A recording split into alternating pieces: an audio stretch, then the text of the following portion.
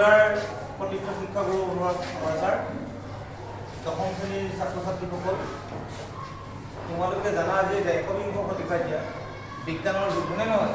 আমি শোৱাৰ পৰা উঠাৰ পৰা বিচনাত পৰালৈকে গোটেই কামখিনি বিজ্ঞানে কৰি আছে। একেবাৰে ৰাতিপুৱা উঠি টুথব্ৰাছডালো বিজ্ঞানৰে, হয়নে নহয়?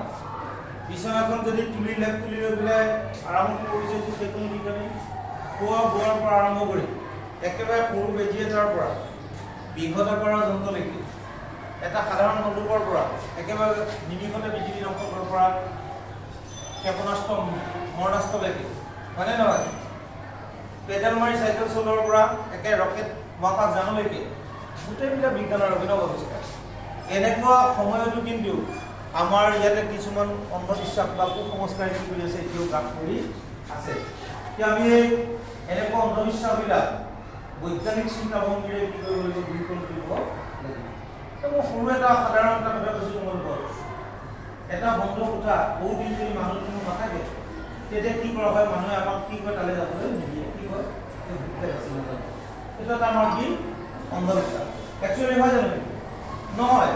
ৰুমটোত কি থাকে, বহুত দিন যদি বন্ধ হৈ থাকে, হয় তাতে গধূলি আছে কাৰ্বন ডাই অক্সাইড। কাৰ্বন ডাই অক্সাইডত কি হ'ব, তৰফ হৈ দিব। কাৰ্বন ডাই অক্সাইডটো আমাৰ কাৰণে অতি মাৰাত্মক বিষাক্ত, হয়নে? গতিকে তাত গ'লে আমাৰ কি হ'ব পাৰে, উশাহ নিশাহত কষ্ট হ'ব পাৰে। যাৰ কাৰণে আমি কি কৰিব নালাগে, একচুৱেলি বন্ধ কোঠা তাত সোমাব নালাগে। এইটো আমাৰ অন্ধবিশ্বাস। আমি এইটো বৈজ্ঞানিক চিন্তাৰে কি কৰিব পাৰোঁ। তোমালোকে সন্ধ্যা সময়ত কেতিয়াবা আপোনাৰ তুমি বিপৰীতে বিশেষকৈ আমাৰ গাঁৱলীয়া ভাষাত যিটো এনামুৰি বুলি কয়, সেইটো বৰ বেয়া দেই, বেয়া। দেখাটোও বেয়া, তালৈ যোৱাটোও বেয়া। একচুৱেলি কি কৰো, পিটনি জলাশয়বিলাকত কি হৈ থাকে, মাৰ্চ গেছ উৎপন্ন হয়। এই মাৰ্চ গেছটো যদি বায়ুৰ সংস্পৰ্শ নাই, বতাহৰ সংস্পৰ্শ, তেতিয়া আপুনি জ্বলি উঠে, হয়নে বাৰু? কিন্তু আমি তাকে নাজানি কি কৰিছোঁ, তালৈ নাযাবা, কিন্তু ভয়াৱহ ক্ষতিকাৰক, হয়নে নহয়? এইটো এটা আমাৰ অন্ধবিশ্বাস। আৰু এটা কথা কওঁ, ইন জেনেৰেল সাধাৰণতে হৈ থকা এটা অন্ধবিশ্বাসৰ কথা তোমালোকে নিশ্চয়কৈ গোটেইখিনি আমি বেছি মানে অষ্টম দশম শ্ৰেণী পঢ়িছোঁ যেতিয়া ন, আমি কিছুমান কথা জানো, প্ৰজনন প্ৰক্ৰিয়াৰ কথা জানো যে প্ৰত্যেক জীৱৰে কি হয়, নিজৰ নিচিনা প্ৰতিখন প্ৰতিজন্ম এই কথাটো প্ৰত্যেক জীৱৰ এটা জীৱিত পদাৰ্থৰ এটা লক্ষণ, হয়নে নহয় বাৰু? প্ৰত্যেক জীৱৰ এটা লক্ষণ। এতিয়া যেতিয়া যদি ছোৱালী বিয়া দিয়া হয়, ছোৱালী যদি বিয়া দিয়াৰ পিছত তেনে কি হয়, তাই আকৌ নতুন সতি সন্ততি কি কৰে, জন্ম দিয়ে। যদি সতি সন্ততি জন্ম দিয়ে, ছোৱালী সন্তান যদি জন্ম হয়, তেতিয়া মানুহে কি কয়, সেই এজনী অমংগলীয়া, হয়নে? এজনী গোটালে কি কৰিলে, আমাৰ জাতটো খেদিলে আৰু কোনো মানে হেৰি বংশশ্ৰী মৰ্যাদা ৰাখিব নোৱাৰিব।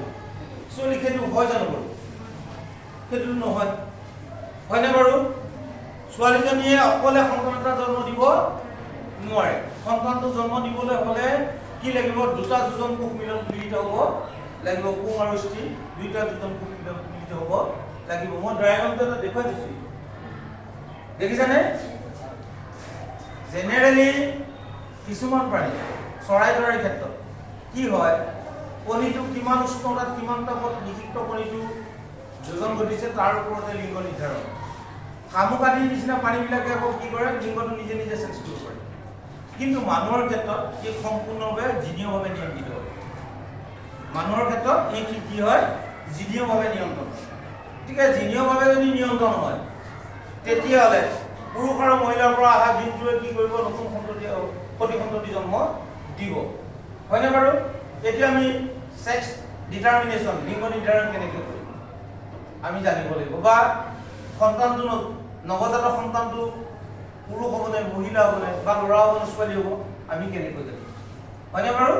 এতিয়া মানুহৰ ক্ষেত্ৰত 22 যোৰ ক্ৰম'জম, এই 22 যোৰ ক্ৰম'জমে কি কৰে, আহি পেলাই তাৰে মাজৰ এযোৰ পাতি আহি যায়। এযোৰ ক্ৰম'জম যিটোৱে কি কৰে, ছেক্স ডিটাৰমিন কৰে। এইযোৰ মহিলাৰ ক্ষেত্ৰত এক্স যোৰ পাতি থাকে, এক্স ক্ৰম'জম যোৰ পাতি এযোৰ হয়। আৰু পুৰুষৰ ক্ষেত্ৰত কিন্তু সেইটো নহয়। পুৰুষৰ ক্ষেত্ৰত কি হয়, এক্স আৰু ৱাই, এক্স ক্ৰম'জমটো অলপ দীঘল আৰু ৱাই ক্ৰম'জমটো অলপ চুটি, দুইটা লগ লাগি পেলাই কি হয়, এটা ক্ৰম'জম। যেতিয়া যৌন প্ৰজনন প্ৰক্ৰিয়াৰ সহায়ত কি হ'ব, এটা সন্তান জন্ম হ'ব, তেতিয়া মহিলাৰ পৰা এক্স ক্ৰমোজোম চলিব আৰু পুৰুষৰ কি আছে এক্স আৰু ৱাই ক্ৰমোজোম। যদি মহিলাগৰাকীৰ পৰা এক্স ক্ৰমোজোম আহিল, পুৰুষজনৰ পৰা যদি এক্স ক্ৰমোজোম আহিল, এক্স এক্স হ'ব, তেতিয়াহ'লে কি হ'ব, ছোৱালী সন্তান জন্ম হ'ব। আৰু যদি পুৰুষৰ পৰা ৱাই ক্ৰমোজোম আহিল, মহিলাৰ পৰা যদি এক্স ক্ৰমোজোম, মহিলাৰ পৰা এক্স ক্ৰমোজোম আহিব, পুৰুষৰ পৰা যদি ৱাই ক্ৰমোজোম আহে, তেতিয়া এক্স ৱাই হ'ল, তেতিয়া সেইটো কি সন্তান হ'ব, ল'ৰা সন্তান। তেতিয়া আমি যদি জানিলো এই কথাটো, তেতিয়াহ'লে আমি কেৱল মহিলাগৰাকীক দোষাৰোপ কৰিলে হ'বনে বাৰু, যে কুলংগিনী কুলংগাৰ এই ল'ৰা সন্তান এটা জন্ম দিব পৰা নাই, আমাৰ নেক্সট জেনেৰেশ্যন ৰাখিব পৰা নাই, হয়নে নহয়? এই কথাটো আমি মহিলাগৰাকীক দোষ দিলে হ'ব জানো?